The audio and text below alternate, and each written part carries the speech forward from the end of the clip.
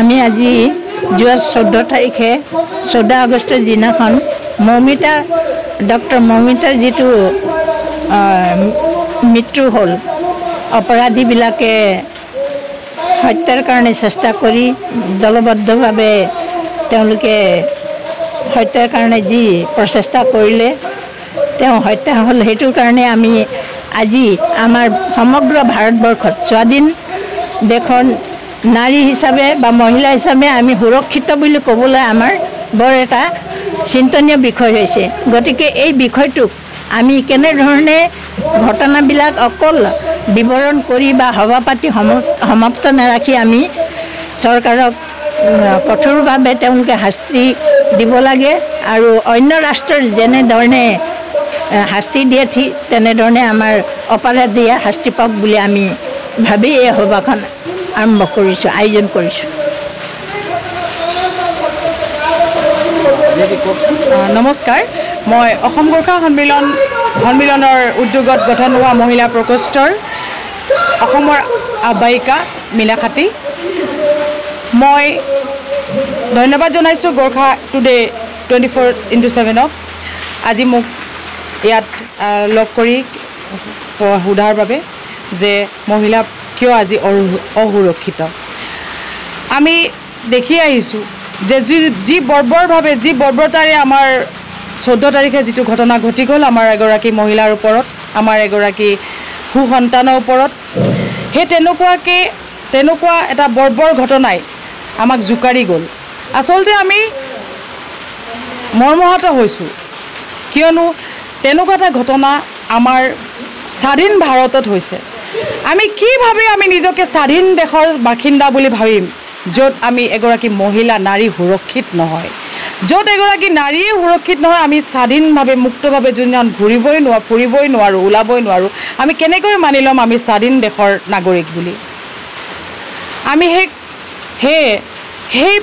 সেই ঘটনাটোৰ তীব্ৰ প্ৰতিবাদ কৰি গৰিহণা দিছোঁ যাতে তেনেকুৱা এটা ঘটনা অহা কাইলৈ যাতে আকৌ পুনৰাবৃত্তি নহওক, কিয়নো তেনেকুৱা ঘটনাই আমাৰ মহিলা হোৱাত আমাক অপমানিত কৰে। আমাৰ মহিলাৰ ওপৰত বাৰে বাৰে সানি আহে এক অপমানসূচক ঘটনা ৰূপায়ত কৰে, কিয়নো আমি তেনেকুৱা ঘটনা কাম্য নকৰোঁ স্বাধীন দেশৰ বাসিন্দা হিচাপে। এই ঘটনা যিটো 14 তাৰিখে ঘটি গ'ল সেইটো প্ৰথমভাৱে ঘটনা নহয়। এনেধৰণৰ ঘটনা বছৰ ধৰি হৈয়ে আছে, কিন্তু যোনে এই অত্যাচাৰ বা অন্যায় কৰিছে তেওঁলোকে যদি প্ৰকৃততে শাস্তি পাইছে আজিলৈকে আমিতো তেনেধৰণৰ কোনো গমেই পোৱা নাই, কিয়নো ঘটনা ঘটিয়ে আছে ক্ৰমান্বয়ে। আজি আমি দেখি আহিছোঁ সেই ধেমাজিত ঘটা সেই সৰু ছোৱালীজনী যিভাৱে হত্যা কৰি টেংকিত মৃতদেহ গাপি দিয়া হৈছিল সেইটোও পূৰ্ণাংগৰূপে আমি আজিলৈকে কোনো ন্যায় নাপালোঁ। তেনেকৈ আমি কিদৰে আশা কৰিম আমি আমাৰ ধেমাজিৰ SP জোনমণি ৰাভাৰ যিটো ঘটনা ঘটি গ'ল আমি কিদৰে আশা কৰিম চৰকাৰৰ পৰা যে অত্যাচাৰীয়ে এটা শাস্তি পাব বুলি। তথাপিও ক্ষীণ আশা এটা লৈ আজি আমি ইয়াত মহিলাসকলে আমাৰ মহিলা প্ৰকোষ্ঠ অসম গোৰ্খা সন্মিলনৰ মহিলা প্ৰকোষ্ঠ মিলি পেলাই আমি প্ৰতিবাদ কাৰ্যসূচী এটা লৈছিলোঁ, কিয়নো আমাৰ ভয় হয় ক'ৰবাত আমাৰ ছোৱালী বাহিৰত থাকে, ক'ৰবাত আমাৰ ছোৱালীকো আমি তেনেকৈয়ে কিবা প্ৰস্তুত কৰিছোঁ নেকি কোনোবা এজন ৰাক্ষসৰ হাত মুখত দিবলৈ, সেইটো এটা ভয় হয়। সেইবাবে মাতৃ হিচাপে এগৰাকী মহিলা হিচাপে অনাগত দিনত যাতে এনেকুৱা ভয় লগা ঘটনা পুনৰাবৃত্তি নহওক, সেইবাবে চৰকাৰক আমি আজি প্ৰতিবাদ কৰিছোঁ যাতে চৰকাৰে এনে কিছুমান ঘটনাক পূৰ্ণ আইনী হিচাপে তেওঁলোকক যিসকলে অন্যায় কৰিছে তেওঁলোকক শাস্তি নহয় আমি ফাঁচি বিচাৰোঁ। যিহেতু আমাৰ কন্যা সন্তান আমি হেৰুৱাইছোঁ, আমি সম্পদ হেৰুৱাইছোঁ, আমি ইমান কষ্ট কৰি ডাঙৰ দীঘল কৰা আমাৰ এগৰাকী সুনাগৰিকক হেৰুৱাইছোঁ। সেয়ে আমি শাস্তি নহয়, আমি অকল শাস্তিতে শান্ত নাথাকোঁ, আমাক ফাঁচি লাগে। যিসকলে এনে বৰ্বৰতা ঘটনা ঘটালে তেখেতসকলক বিচাৰি উপযুক্তভাৱে তেখেতক মুক্তভাৱে মৃত্যুদণ্ড দিয়ক, এই আমি চৰকাৰক দাবী জনাইছোঁ। আৰু যদি প্ৰয়োজন হয় তেনেহ'লে আমি এনেকৈ আৰু মহিলাই গোট কৰি এটা ধুনীয়া আন্দোলন ভয়ংকৰ আন্দোলনো কৰিবলৈ প্ৰস্তুত আছোঁ কিয়নো আমি আৰু নিবিচাৰোঁ এনেকুৱা বৰ্বৰতা আমি নিবিচাৰোঁ আমাৰ জীয়ৰীয়ে আকৌ এনেকুৱা এটা ঘটনাত লিপ্ত হৈ আৰু এগৰাকী জীয়ৰী হেৰাম তেনে সেইটো নিবিচাৰোঁ সেয়ে আজি এই সভাৰ পৰা আমি আমাৰ চৰকাৰক আমাৰ আজিৰ দিনত চৰকাৰক আমি আমাৰ স্থানীয় বিধায়কক আমি অনুৰোধ কৰোঁ যাতে আহি থকা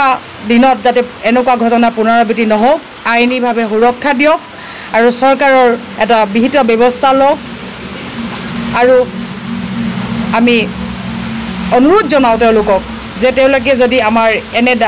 এই চৰ্ত মানি লয় তেতিয়াহ'লে আমি সুখী যদি নেমানে তেতিয়াহ'লে আমি ইয়াতকৈ আৰু মহিলা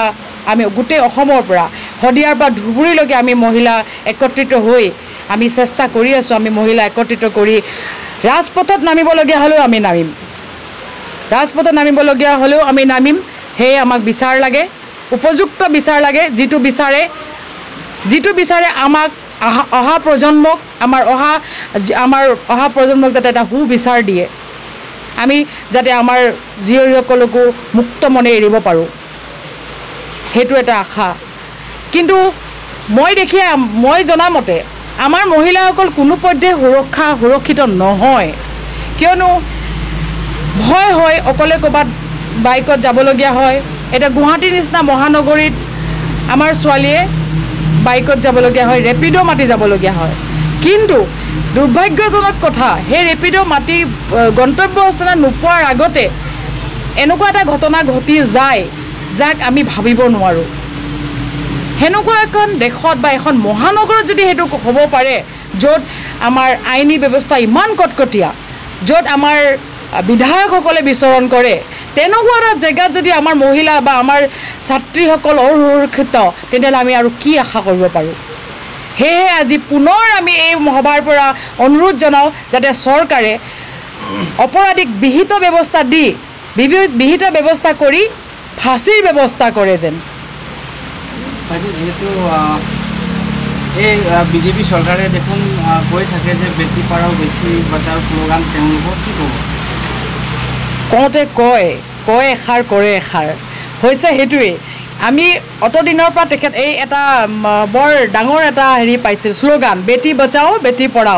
বেটি পঢ়াওটো ক'ৰবাত হৈছে কিন্তু বচাওটো ক'ৰবাত হোৱা নাই নিচিনা লাগিছে কিয়নো যদি হ'লহেঁতেন তেতিয়াহ'লে আমি আজি এনেধৰণে গোট খাবলগীয়া নহ'লহেঁতেন এগৰাকী জীয়ৰীৰ কৰুণ মৃত্যুত এনেকৈ আমি আজি শ্ৰদ্ধাঞ্জলি জ্ঞাপন কৰিবলগীয়া নহ'লহেঁতেন ইমান মৰ্মহাতভাৱে আজি আমি ইয়াত ইমান মৰ্মহাত ঘটনাক লৈ পেলাই যে আমি ইয়াত গোট খাইছোঁ সেইটো হ'বলগীয়া নহ'লহেঁতেন যদিহে বেটি বচাও বেটি পঢ়াও যদি এইটো সঁচাকৈ পৰিণত হোৱা হ'লে মোদীক কি বুলি আহ্বান জনাব এই শ্লোগান দিছিলে তেওঁ শ্লোগান দিছিলে মোদীক আপোনাৰ আহ্বানটো কি থাকিব মই আজি অসম গোৰ্খা সন্মিলন মহিলা প্ৰকোষ্ঠৰ হৈ মোদী ডাঙৰীয়াক আমাৰ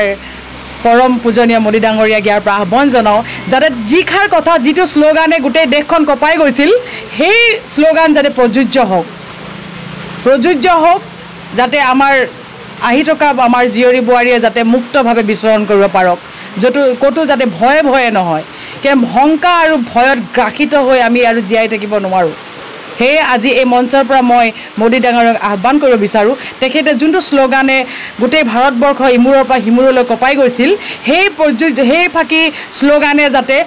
প্ৰযোজ্য কৰক অকল বেটি বচাও বেটি পঢ়াও বুলি ক'লেই নহ'ব তাক প্ৰযোজ্য কৰাৰ দৰকাৰ আছে যদি প্ৰযোজ্য হয় তেতিয়াহ'লে আমি অনাগত দিনত আমাৰ জীয়ৰী বোৱাৰীক মুক্তভাৱে বিচৰণ কৰিবলৈ দিব পাৰিম আৰু আমিও ভাবিম আমি এখন স্বাধীন ভাৰতৰ নাগৰিক বুলি ক'ৰবাত নহয় ক'ৰবাত আমি স্বাধীনতা হ'ল বুলি আমি মহিলাবিলাক অসুৰক্ষিত হৈ আছোঁ যদি মুক্তভাৱে স্বাধীন হ'লহেঁতেন আমি কিয় ভয় খাওঁ গধূলি 7টা বজাৰ পৰা আমাৰ ছোৱালী জীয়ৰী বোৱাৰী আমি ওলাই যাবলৈ কিয়নো আমাৰ ক'ৰবাত নহয় ক'ৰবাত ভয় লাগে কি আমি যদি অকলে গৈ থাকোঁ আমাক যদি এনেকৈ ক'ৰবাত লগ পাই কিছুমান মানুহে যদি দুৰ্ব্যৱহাৰ কৰে স্বাধীন ভাৰতত থাকি যদি আমি মুক্তভাৱে বিচৰণেই কৰিব নোৱাৰোঁ তে কি অৰ্থ থাকে স্বাধীনতাৰ আমি আজি 78তম স্বাধীনতা দিৱস মনালোঁ কিন্তু অতি দুখৰ কথা কিন্তু আমি স্বাধীন হোৱাই নাই আমি এতিয়াও আমাৰ ছোৱালীক কওঁ গধূলি 6টা বজাত ঘৰত সোমাবি পৰিৱেশ ভাল নহয় কিয় ক'ব লগা হয় এনেকুৱা ঘটনা বা এনেকুৱা মন্তব্য বাহিৰৰ দেশত নহয় বাহিৰৰ ৰাষ্ট্ৰত নহয় কিয় তাত মহিলাসকল সুৰক্ষিত তাত এনেকুৱা ধৰণৰ বৰ্বৰতা নহয় আমাৰ ইয়াত প্ৰত্যেকজনী ছোৱালীয়ে যেতিয়া ওলাই যায় ভয় হয় কোনজন মানুহে কি প্ৰকাৰ কি কোনটো দৃষ্টিৰে চাই আছে সেইটো ভয় লগা কথা অকল ছোৱালী বুলিয়ে নকওঁ ইয়াত আপুনি এটা চাবলগীয়া কথা আছে ইয়াত ছোৱালীয়ে নহয় মুঠৰ ওপৰত এগৰাকী মহিলা হ'ব লাগে সেয়া লাগিলে 3 বছৰৰ পৰা 80 বছৰ বৃদ্ধালৈকেও হওক কোনেও হাৰি যাব নোৱাৰে এনেকুৱা এখন স্বাধীন দেশৰ আমি বাসিন্দা সেয়ে অতি দুখিত মনেৰে ক'ব খোজোঁ যে 78 বছৰ পাছতো ভাৰত স্বাধীন হোৱাৰ আমি কিন্তু স্বাধীন হোৱা নাই সেয়ে অনুৰোধ জনাওঁ আমাৰ চৰকাৰক আমাৰ আজিৰ চৰকাৰক বিজেপি চৰকাৰক যে তেওঁলোকে যাতে এনে কিছুমান অন্যায়ৰ বিৰুদ্ধে মাত মাতি আমাক অলপ সুৰক্ষিত কৰি আমি স্বাধীন হোৱাৰ আমাক এটা ভাল আশা দিয়ক ফলস্বৰূপ কৰক তাৰে কামনা কৰিছোঁ